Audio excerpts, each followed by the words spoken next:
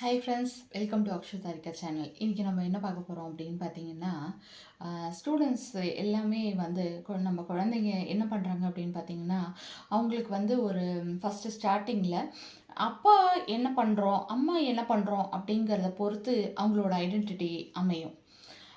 ஸ்கூலில் பார்த்தீங்க அப்படின்னா, ஒரு காலேஜ் டீச்சர் பொண்ணு, டீச்சர் பையன், ஒரு டிரைவரோட பொண்ணு, கண்டக்டரோட பொண்ணு அப்படிங்கிற மாதிரியான ஐடென்டிட்டி தான் இருக்கும்.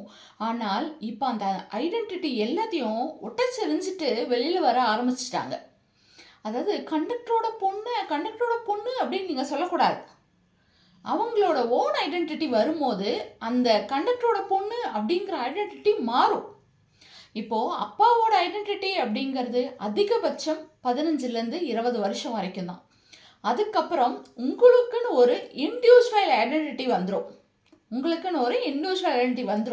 அதுக்குள்ளே அந்த 20 வருஷத்துக்குள்ளே உங்களோட இண்டிவிஜுவல் ஐடென்டிட்டியே நீங்கள் ஹையாக இருக்க போதா, உங்களோட இண்டிவிஜுவல் ஐடென்டிட்டி இல்லை லோவாக இருக்க போதா அப்படிங்கிறத டிசைட் பண்ணுறது உங்கள் கையில் தான் இருக்குது.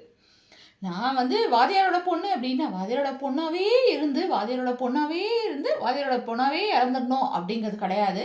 எனக்குன்னு ஒரு ஓன் ஐடென்டிட்டி வந்துருச்சு அப்படின்னா அந்த வாத்தியாரோட பொண்ணு அப்படிங்கிறது வந்து ஓன் ஐடென்டிட்டியாக மாறிடும். ஒரு 20 இயர்ஸ் வரைக்கும் தான் அப்பாவோட ஐடென்டிட்டி. அதுக்கப்புறம் பழசுலலாம் என்னென்னு பார்த்தீங்கன்னா ஹஸ்பண்டோட ஐடென்டிட்டி வரும். ஆனால் இப்போ அப்படி கிடையாது. நம்ம எல்லாத்துக்குமே ஓன் ஐடென்டிட்டி இருக்குது.